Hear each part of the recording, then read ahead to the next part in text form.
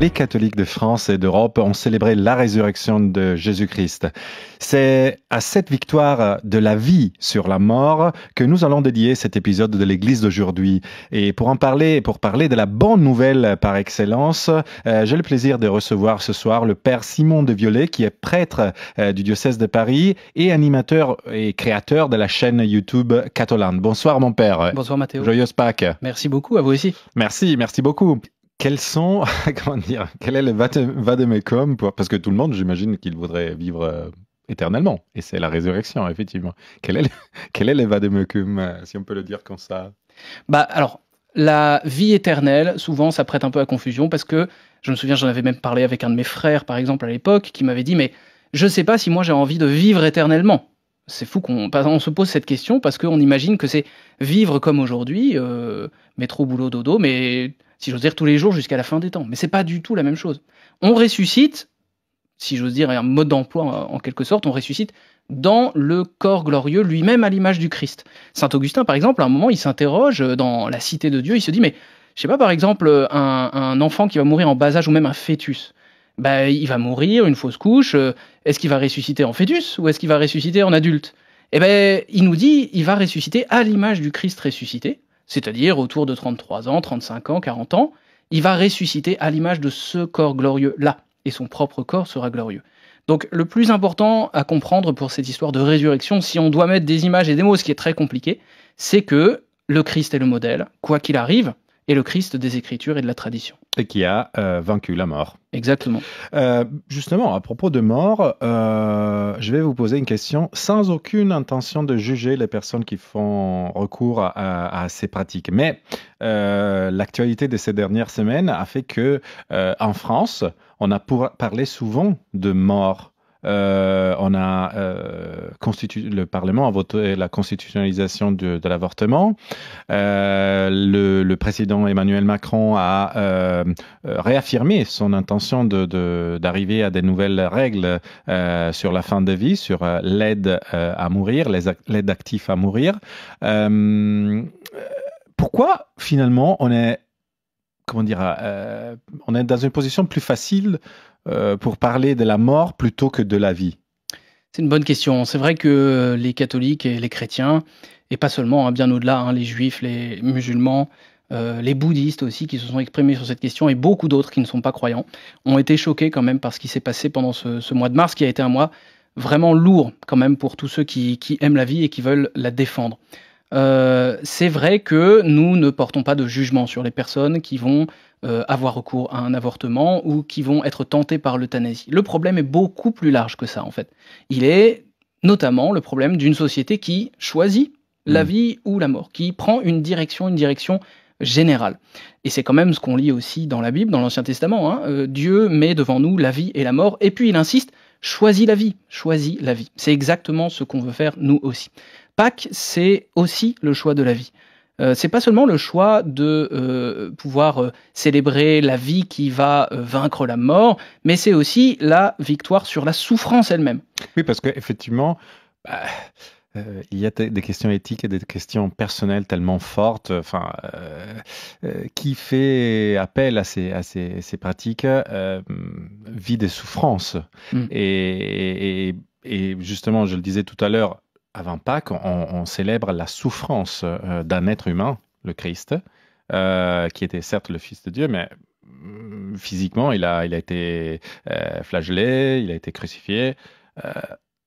Est-ce qu'on devrait se reposer d'une façon différente par rapport à la souffrance? Parce que peut-être il faudrait clarifier, bien sûr, ça fait plaisir à personne de souffrir, mais il y a une façon peut-être plus sereine de traverser la souffrance, je sais pas. Il y a clairement encore une fois, rapport... sans vouloir donner des leçons à personne, ni non, bien sûr. C'est pas ce qu'on essaie de faire, je crois pas. C'est plutôt de l'ordre du témoignage aussi, du témoignage de la foi et aussi de la conscience. Parce que la conscience, tout le monde en a une quand même si tout le monde ne croit pas. les catholiques ont toujours eu un peu cette tradition de représenter la souffrance, plus que les protestants par exemple, qui vont représenter dans leur temple parfois simplement des tables de la loi ou bien des croix, mais des croix sans le Christ dessus, etc. Il y a un peu cette tradition catholique qui veut qu'au contraire, et surtout dans les pays du Sud, on a ça en Espagne, au Portugal, évidemment en Amérique latine, en Italie un petit peu quand même, des Christ parfois qui font un peu peur, hein, et parfois même des représentations avec des crânes, etc. Et je ne parle même pas de l'art pictural. Donc, il y a cette tradition catholique de dire, nous, ce qui nous fascine, entre guillemets aussi, et c'est aussi culturel, c'est que il y a le Christ qui a accepté, lui qui était innocent et sans péché, de souffrir pour le monde entier et de mourir librement. C'est pas un suicide qu'a choisi le Christ. Le suicide, c'est dans la tentation du diable qui lui dit va te mettre sur le bord du temple et puis saute, ton père te rattrapera au vol. Et là, le Christ dit non, hors de question. Là, c'est tenté. Voilà. Donc lui, au contraire, il va librement accepter de souffrir, mais le martyr vraiment, et de mourir d'étouffement, enfin d'une façon indigne en plus. Donc c'est vraiment épouvantable. Eh bien, les catholiques disent il faut garder les deux pour Pâques. On ne peut pas évacuer cette souffrance. On ne peut pas faire comme si elle avait pas existé. Et c'est particulièrement vrai dans notre société aujourd'hui où on a tendance, notamment avec les projets de loi sur l'euthanasie et le suicide assisté, que Emmanuel Macron qualifie avec d'autres termes plus légers, mais en fait qui représentent quand même cette réalité-là, de cacher la souffrance, de l'évacuer, de la faire disparaître le plus vite possible, ce qui n'est pas du tout l'approche catholique. Il faut et pouvoir constater et admirer le sacrifice du Christ et célébrer la vie dans la résurrection. On ne doit jamais séparer les deux. C'est ça, Pâques. Est-ce que, voilà, on aurait peut-être oublié que le Christ, avec la résurrection, il a dit attention, je vais vous suivez-moi, je vais vous rattraper physiquement, encore une fois, et peut-être je vais aussi vous rencontrer dans vos souffrances, qui peuvent être, qui peuvent, je veux dire, pour certains, une souffrance, c'est être privé des cigarettes, je ne sais pas. Pour d'autres, c'est une souffrance, une maladie, la perte d'un être cher. Alors, c'est ça qui est terrible en fait de nos jours, c'est que il y a une souffrance qui ne rencontre pas de réponse satisfaisante. La réponse du gouvernement n'est pas satisfaisante.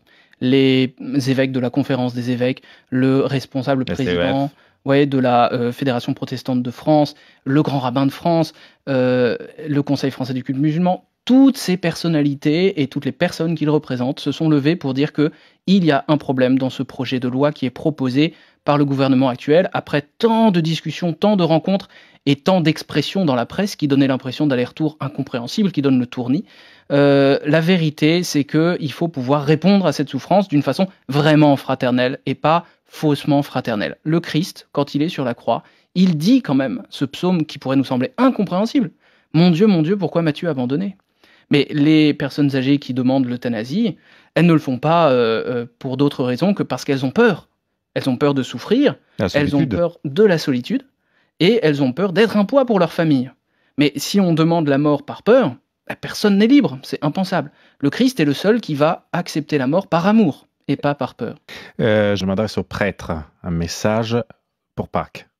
Alors pour Pâques, je pense qu'il faut fêter non seulement la vie, mais aussi la nouveauté.